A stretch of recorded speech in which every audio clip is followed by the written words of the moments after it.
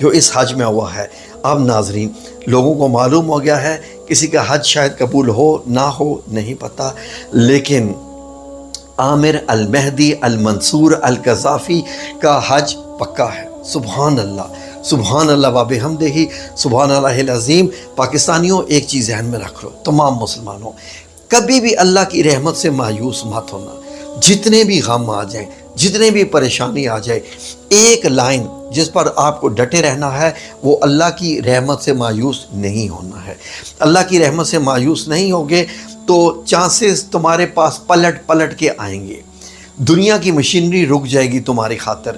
اللہ رب العزت اس نظام کو روک دے گا جو نظام تمہارے بغیر چل رہا تھا، لیکن تمہیں اللہ رب العزت کی رحمت کس قدر عزیز تھی اور تمہیں اس پہ اعتبار اور یقین کامل تھا۔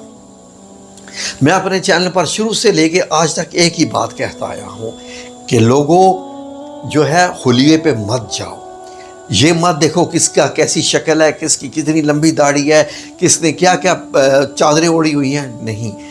اللہ رب العزت کا ہر بندے کے ساتھ معاملہ اپنا ہے، اور وہ کتنا کم ہے یا کتنا زیادہ ہے، کتنا خاص ہے، یہ صرف اللہ ہی جانتا ہے، یہ صرف اللہ جانتا ہے۔ اس لیے کبھی بھی کسی بندے کو آپ حقارت کی نظر سے مت دیکھو۔ ہو سکتا ہے کہ وہ بندہ اللہ کو بڑا عزیز ہو، وہ بندہ اللہ کو بڑا پیارا ہو۔ اس بندے کو ایئرپورٹ والوں نے، پائلٹ نے ریجیکٹ کیا تھا، لیکن جب ان کو پتہ چلا کہ اس بندے کے بغیر تو فلائٹ ہی نہیں اڑ پا رہی، تو اس کے بعد ناظرین معاملہ کہاں سے کہاں چلا گیا۔ پائلٹ بھی سمجھ گیا تھا کہ خلاص، اس نے جب اللہ کی قسم کھا دی پائلٹ نے کہ اب اس کے بغیر جہاز نہیں اڑے گا، کیونکہ یہ معاملہ تیسری بار جا کے اس کی فلائٹ اڑی ہے، پہلے بھی واپس، دوسری بار واپس۔ اب تیسری بار جب واپس آیا ہے تو جب وہ لے گیا ہے تو کیا ہوا، وہ فلائٹ اپنی ڈیسٹینیشن کو پہنچی، بالکل اس میں تو کوئی خرابی تھی بھی نہیں، خرابی تو تھی ہی نہیں، تو یہ پھر کیوں انجن میں فالٹ آ رہے تھے ناظرین؟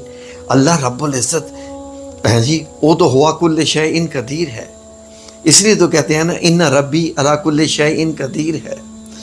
اللہ رب العزت جو چاہے جدھر چاہے، یہ سارا نظام کیا اللہ رب العزت کو بائی پاس کر کے ہے؟ نہیں، اللہ رب العزت ایک ایک چیز کو سنبھالے ہوئے ہے اور کنٹرول کرتا ہے۔